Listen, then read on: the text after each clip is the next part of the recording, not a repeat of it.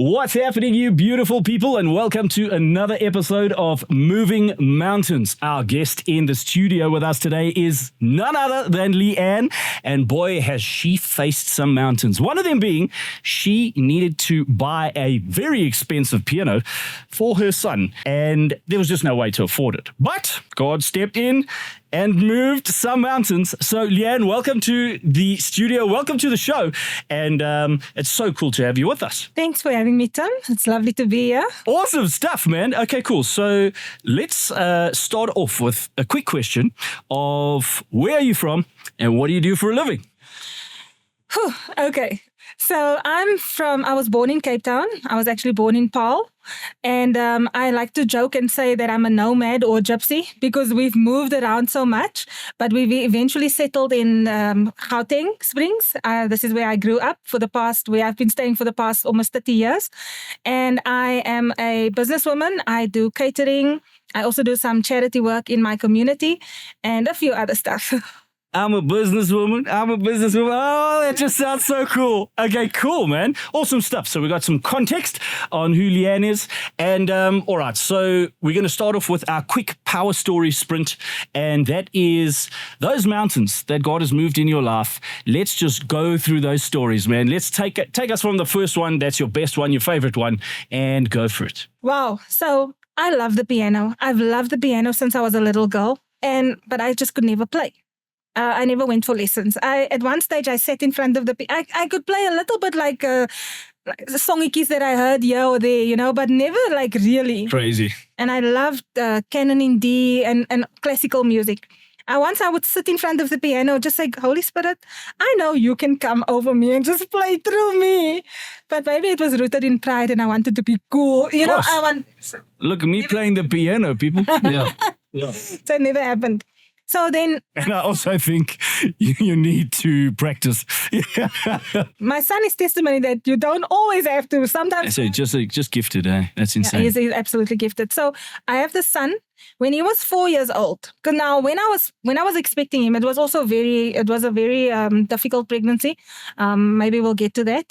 But I used to play classical music for him while he was in vitro.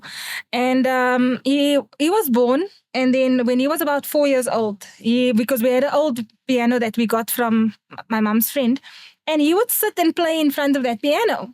And I would play for him canon in D, and when he was about 4, 5, 6, around about there, he started playing canon in D. With his small little fingers playing canon in D. At the ripe old age of 4... He has this kid. It's not like he has a gift or anything.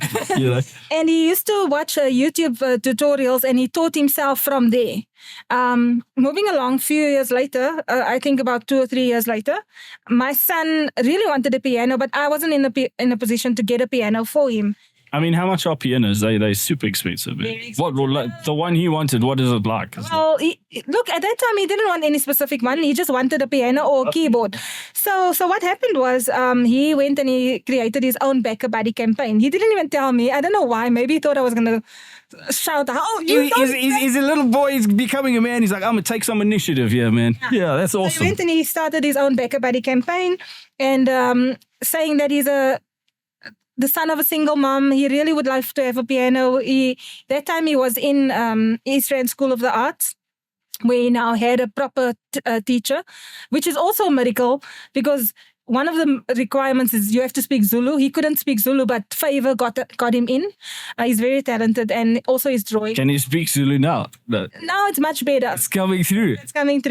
But anyway, so then... started the Backer Buddy campaign, and Backer Buddy, the organizers of Backer Buddy, actually found favor once again with his feel-good story, and they just decided to push it and run with it and over all the media platforms. So he was on Marula Media, he was on so many other articles. They wrote about him, and one of the moms, firstly. A family in Sandton or somewhere, the Berries, they saw his article and they decided that they want to gift him the baby grand piano. That's crazy, man. And you're sitting there as a mom and you're like, there's no ways we're going to afford this thing. And then all of a sudden, bam, here's a tidal wave of just like provision. There you go. They donated this piano for him. It was in a pristine condition. It was just amazing. So now the piano is there. And then a mum from Drakensberg, one of her son is in Drakensberg. Oh, the Drakensberg Boys Choir. Yes. Yeah, they're amazing. So they saw his article and they wanted to also do something for him. And they actually got a keyboard with a stand and a chair and a bag and business cards and everything donated for him. And they invited him to come and play on their stage. So yes, that must have been a special moment for him, so man. we went through, the whole family we slept in a 5-star hotel. Damn, it's like you're struggling financially, but God's like, I'm going to put y'all in a 5-star hotel. In the Champagne Valley in Drakensberg. Yeah. And my son played there. I was so emotional. It was just like God was just moving a mountain because it was such a painful pregnancy. And I mean, I'll still get to what preceded my pregnancy with my son. But it was just so much hurt and pain. And it's like God literally just took us out. And because I didn't even want to have... I didn't want to go through with it, you know. You mean you wanted to have an abortion? Yes. Second. Yes. And but then it's like he was just rewarding me, you know, for that. And also my son, obviously blessing him. And yeah, it was just... the power of a praying mom. Moms out there, if you're listening, pray, man. God moves mountains when you guys pray. As much pain as you might be in right now, please don't stop praying. Don't stop praying, no matter how hard it gets, no matter how unbelievable your situation seems, as if it's never going to change. That is insane. God will just give you these little...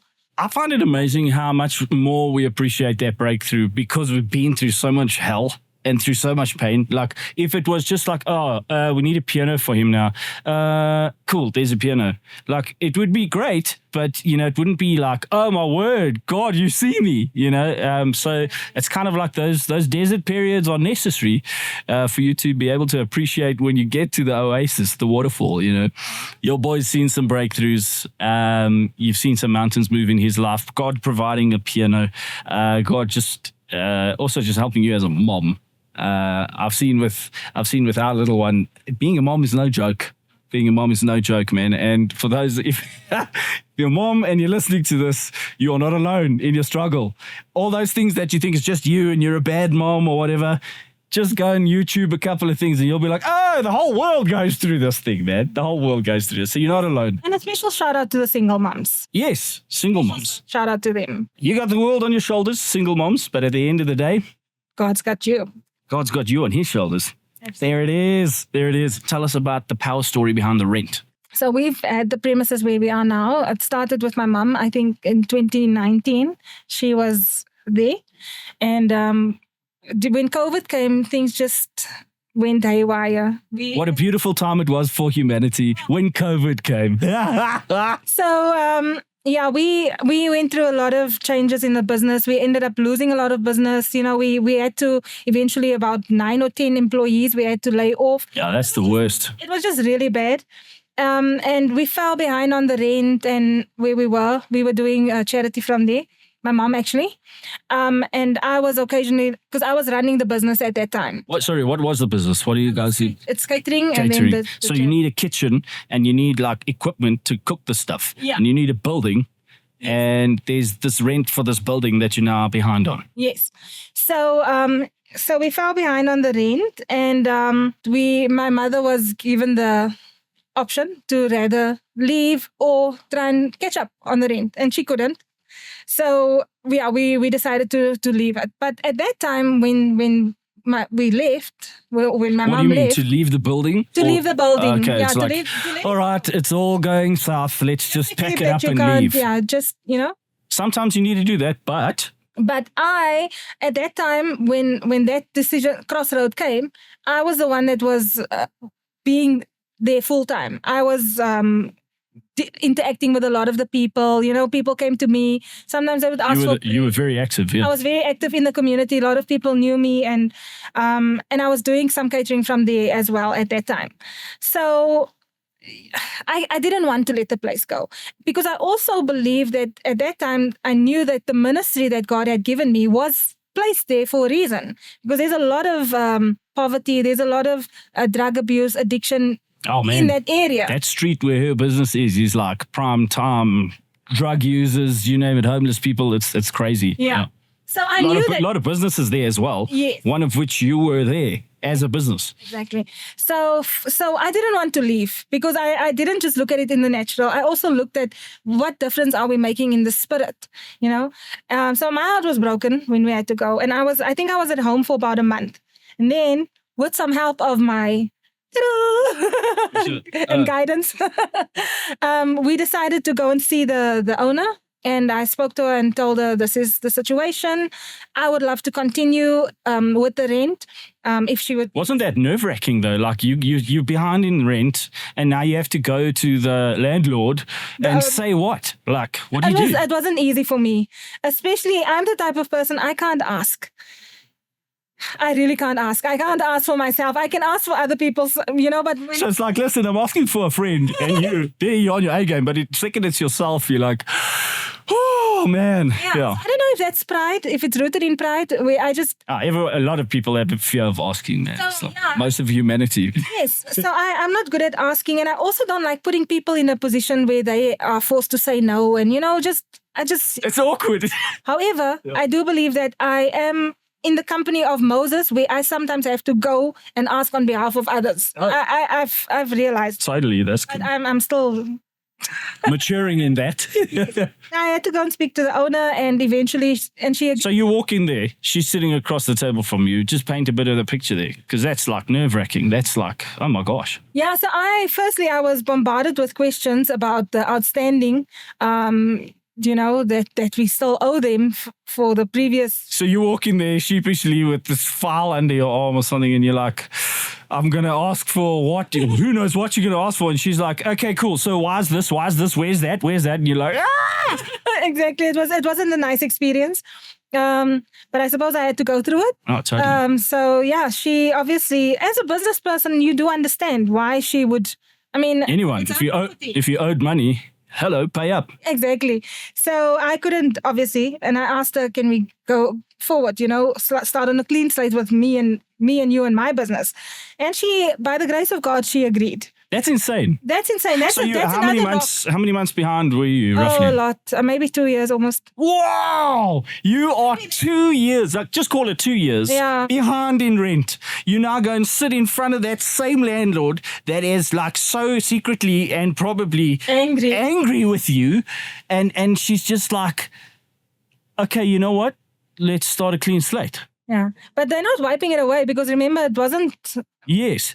But a clean slate is in like, okay, you know what? I'm not going to kick you out. You can stay here. Yeah.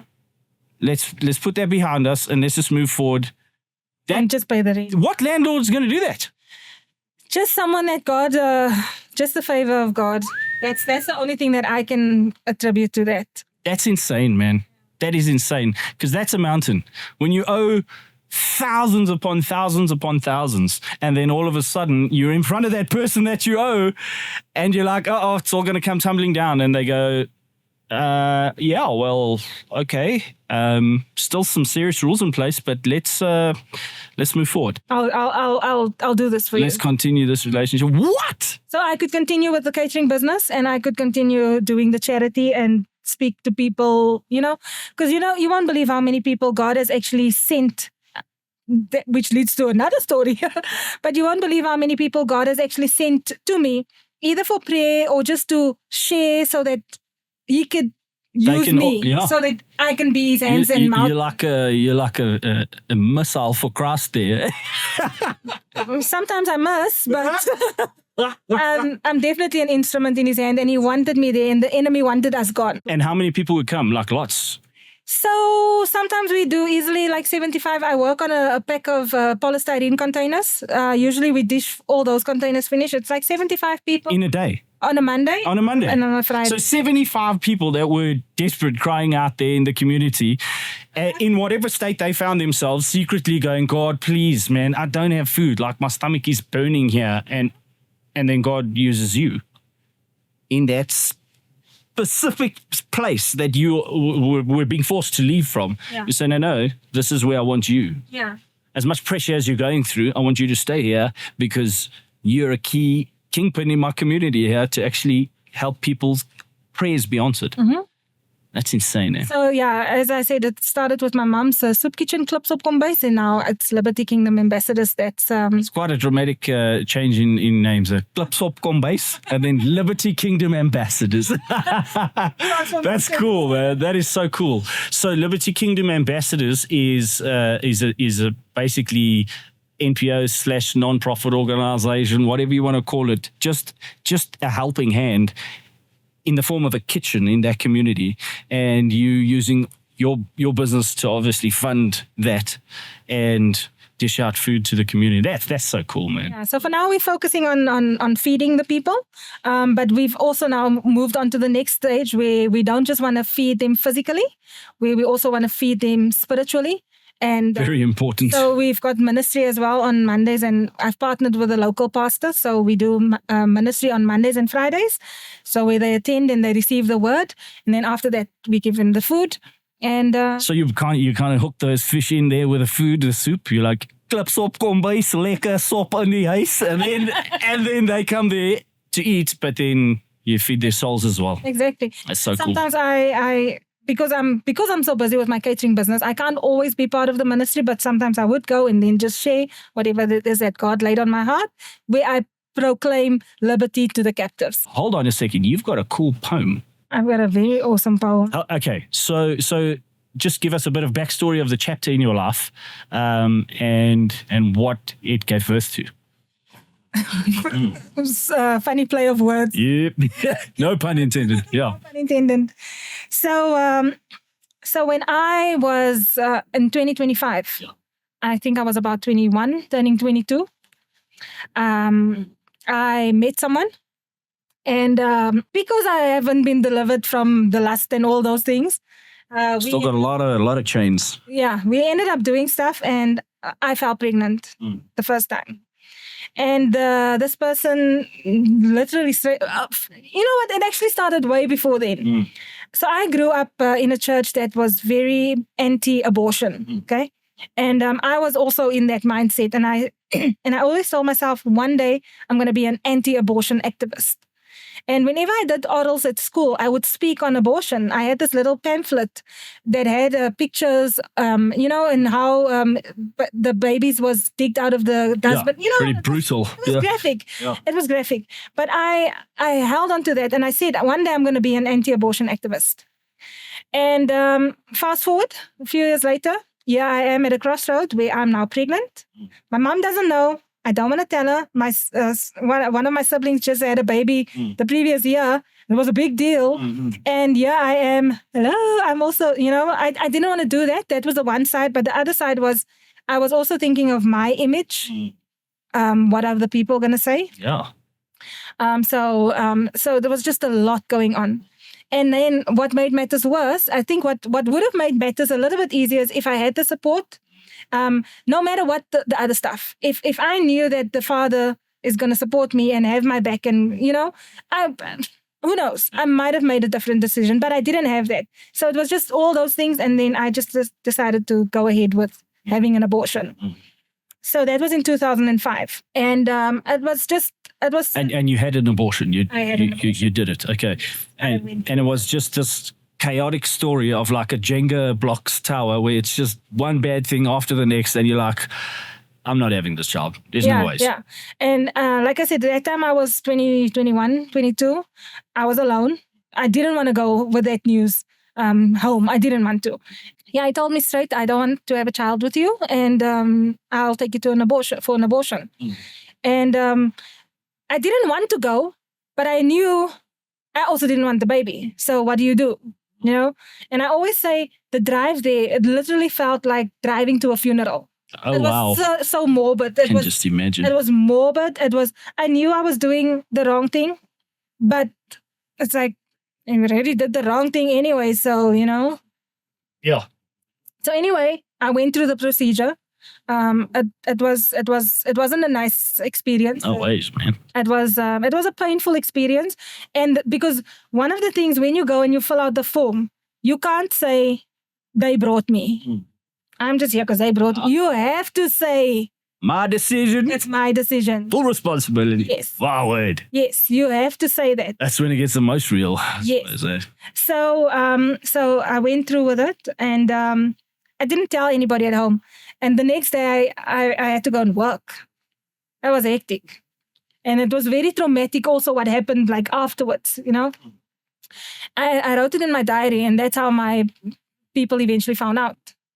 But for many, many, many years, I was carrying that guilt and shame. I got nightmares. Like I literally had nightmares of babies where I want to say this, I was stomping on a baby's face. Yeah, because your mind's telling you like, you killed that baby. This is literally what you did. Yeah, oh my word. So I had those dreams. Beating yourself up. So because I know that there's other ladies that's going to be watching this who went through that. And the thing is, when you confess and when you speak about it, don't even leave anything behind, because that's where the guilt and the shame is still going to... That's where the little windows open and the chochas are going to crawl through. Exactly. Yeah. So, yeah, it was a very traumatizing experience for me. And I didn't leave. I didn't leave the guy after that. I stayed for another 4 years. And it was just bad. It just went from bad to worse. Because something in me was saying, if we end up together, at least we did this, we did this together, so at least we share that secret, and at least I don't have to carry it by myself. Something like that. I think it was a case of cognitive dissonance that was going on, because I knew that he wasn't good for me. I knew I should go, but yet I felt like, if we end up together, then it doesn't make it so bad what we did together. Yeah, you're trying to lighten the blow somehow. Yes. So anyway, I was walking around with this dirty little secret. And yes, I spoke to my close friends, and the secret got out, and I got, there were times like when I was not convicted, but insulted about it. So it was just further adding the guilt and the shame. And those insults and judgment is very real. It's not just like, oh, it's not really going to happen to you. Like if the word gets out, it sounds like you're going to catch a bit of a hiding. Yeah. Depending on who it comes from, obviously. Yeah. But sometimes you feel people biting their lips. Like, you're like, they're not saying anything, but you're like, dude, it's written all over your face. Just say it. That's a weak spot. Yeah, for sure. It's like that. Achilles tendon, man. Bone in the dog. Totally, man. And it just doesn't heal. So anyway, I went through life with this. Now I eventually had my son, and I eventually had my daughter, but that pain still stayed, and the uncertainty and the wondering. Would it have been a girl? Would it have been a boy? What was it? Is their personality going to be like? Oh my gosh. Yeah. And what if I kept the baby? Would I have had these ones down? Who knows? Just so many questions. Pure torture. Yeah. Yes. Yeah. And then one day, this was amazing. What happened? This was literally like 14 years after. It was in 2019. It was in that time when I was drawing near to God, because I asked God, why am I like this? I don't want to be like this. And that's when God told me, because you've got a hurt soul. And that was one of the biggest wounds. That was like a gaping wound. Yeah, for sure. So I was supposed to go to work this particular day. And in the evening, my mom invited me to go with her to church, to go and check out a new church. And so I couldn't get up from bed that morning. I couldn't get up to go to work. It's like something was literally just holding me, like to say, today you're not going anywhere. You're not moving. Today it's me and you.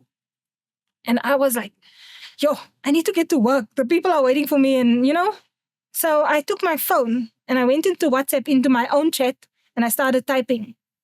And I just typed. After about an hour and a half, and I was bawling my eyes out. And they were tired. Then I would read what I wrote. And I ended up writing a poem that when I read it, it's almost like 5 minutes long. Insane. It was literally me bringing out all that hurt, all that guilt, all that shame, all that pain. And, and it was a poem in Afrikaans. Now, I am Afrikaans, but you know how we speak and we mix and we match and we coin some English here and there. Auntie. But that poem was like solid Afrikaans, pure Afrikaans. And I knew that it wasn't me. This was the Holy Spirit working through me.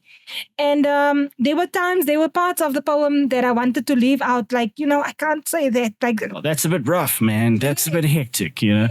there was a certain part that I really didn't want to put in the poem. And it's like, Holy Spirit said, put it in. Put it in. That's crazy, man. If you don't, Yeah. it's going to come back to haunt you. So just put it all in. And there's people that need to hear this. There's people that need to hear that because they share something similar. I mean, as a woman, you know you're going to go and abort because that's the language. But what you're actually doing is you're going to terminate, you're going to end the life, you're going to kill. Yeah. Yeah. A living being. I mean, and also depending on how far. As humans, we come up with these terms that just kind of like lighten the blow. It's like sugar-coated. I'm going to go kill someone. Yes. What? Exactly. Yeah. I'm going to go kill my baby. I had to put that line in my poem. Insane. Ek het my baba doodgemaak. Oh, wow. So it wasn't easy. I was crying, but God needed to heal me. He needed to bring it out. And that was in 2019. And the poem's name is 14, because 14 actually. And which is also, I was in my 13th leading to my 14th week, which is quite far. Yeah. That's quite far in advance. They weren't even supposed to allow me to do it. Yeah. And it was so funny because even the date of birth would have been the 14th of February. It was just so, Sure. Once again, like we spoke about how God will speak to numbers. And I mean, you can read up further about it, But yeah, God just really spoke to me, and the gedig's naam is 14. And that was liberation. That is insane. Shame. I think we're all dying to hear it. Okay, for those of you who don't understand Afrikaans, I'm sorry. Well, I actually translated it also, but I don't know if I can read both, but okay. I would love to. Do you want to do it in Afrikaans? Is that where it hits the most? I want to do it in Afrikaans. Awesome. And this is a product. What you're about to read for us is a product of you journaling your heart out to God. Holy Spirit bringing this out of and bringing it out of you. Yeah. And I just want to hammer away on the power of journaling with God. And a lot of people think it's pen and paper. It was like, I don't own a notebook. It's like, just open a notes thing on your phone and go crazy. Talk to him, vent it. It's like, use all that bad language that's in you. Just tell him like it is. Just like, use all that pain, use all that hurt. Come on, man. God's got the broadest shoulders ever. He's not going to be like, get away from me, you unclean thing. He's there to sit in your mess with you. And as you do that, as a process, it gives birth to the most amazing things, man. Yeah, really. So let's have a listen to the crazy, hectic, raw, uncensored 14 poem called 14. Let's go for it, man. Ek dink ek was about 14 toe ek vir die eerste keer die droom sien. Anti-aborsie aktivis. Dis wie ek in my drome is. Ek gaan eendag loop in die straat met my plakkaat wat skree: Nee vir aborsie, nee. 'n Baba is 'n geskenk van God. Maar toe raak ek verlief op 'n hartedief. Ek was jonk en so naïef. Nooit gedink ek sou ooit kon lief wees vir iemand meer as wat ek vir myself is. Wie sou kon raai hoe die wiel van die lewe sou draai? Ek is my ma se prachtkind en nou is ek pregnant. 'n Baba is 'n geskenk van God. O my God, wat 'n skande. Sit met my hande oor my gesig. Sy soek my nie voor haar aangesig. Ek het haar diep teleurgestel. Sy kon my nie ophou skel. Wat die hel? Ons het net per ongeluk 'n baba gemaak. Mens sal sweer ek het 'n mens doodgemaak. Die prachtkind gaan 'n kind kry. Sy wou mos so lekker vry. Maar toe sê hy vir my: Ek wou net met jou lê. Ek wou nie nou 'n kind met jou hê. Ek wil nie jou lewe opmorsie. So gaan asseblief vir aborsie. Ek sal betaal.